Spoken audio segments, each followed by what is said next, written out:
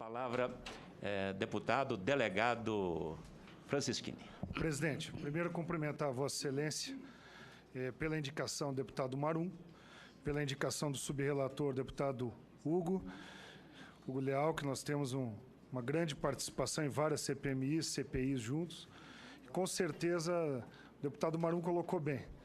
Tem lado, é alguém firme, e nós vamos ajudar num relatório técnico. Acho que a minha posição nessa subrelatoria, vários deputados, senadores, agradeço Vossa Excelência, que foi um dos primeiros que fez o convite, o senador Caiado e vários deputados que estão aqui também.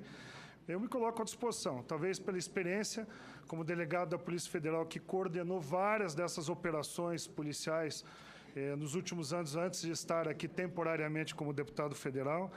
Uma atuação com o rigor técnico necessário para que nós possamos levar essa CPMI com um direcionamento concreto de provas concretas, de ouvirmos pessoas que têm relevância para as investigações, de buscarmos quebras de sigilo que são úteis à CPMI, para que a sociedade brasileira não tenha a mínima dúvida que aqui estão deputados e senadores que querem fazer uma investigação séria, altiva, e não, com certeza, muitos veículos falaram, e sem a gente ter uma atuação ainda da CPMI, não tem como se falar que ela quer vingança, que ela quer buscar retaliação.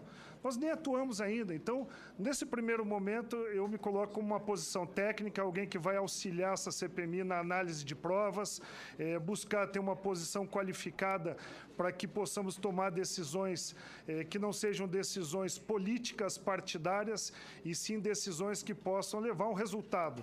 Nós não podemos, de novo, levar a peste ao final da CPMI, que ela terminou em pizza, que ela virou uma disputa político-partidária, que a população, hoje, várias pesquisas, não sou eu nem os meus pares que estão dizendo, mas a opinião pública brasileira coloca a CPI e CPMI como algo que termina sempre em pizza, que é uma disputa política partidária na votação do relator ao final. Se ele inclui o nome A, não vota, se o B não conta. Na verdade, eu acho que o final disso tudo tem que terminar num relatório concreto. Se há provas, o nome tem que estar, independente das cores partidárias, pode ser do meu partido, pode ser do partido do presidente, do partido de qualquer um dos membros, mas com provas concretas que podem levar a indiciamentos, a condenações. Eu acho que chegou um ponto que a opinião pública olha a delação da JBS e vê que 90% dela tem provas concretas de combate ao crime organizado que tem que ser mantidas. Mas 10% foram provas colhidas que podem estar sob o manto da ilegalidade. Então, nós não podemos consentir, e eu acho que a relatoria técnica vem nesse sentido, que nós vamos na direção de anular toda uma delação premiada que tem provas extra-delação, como quebras de sigilo bancário, provas cabais e concretas extra-delação, porque vai parecer que essa CPMI está querendo fazer um trem da alegria para todos os políticos e que não estão aqui hoje. Nós não estamos falando para os deputados e senadores que foram escolhidos que estão aqui, porque são aqueles que podem usar esse microfone e fazer uma defesa concreta do que está acontecendo. Mas muitos têm interesse que essa delação premiada vá como um todo para o ralo. E eu tenho certeza que aqui nós vamos separar o joio do trigo. Aquilo que foi afetado, talvez, por ilegalidades, por nulidades, de 90 e tantos % da delação que tem provas concretas, extra-delação e que ajudam no combate ao crime organizado no nosso país.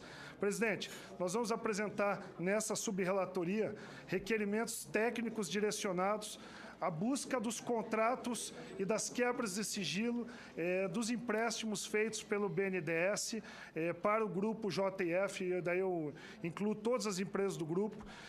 A CPI do BNDES avançou muito, nós podemos pedir empréstimo das provas da CPMI do BNDES e também da Operação Bullish da Polícia Federal, para que ela compartilhe os dados sigilosos que estão na Operação Bullish.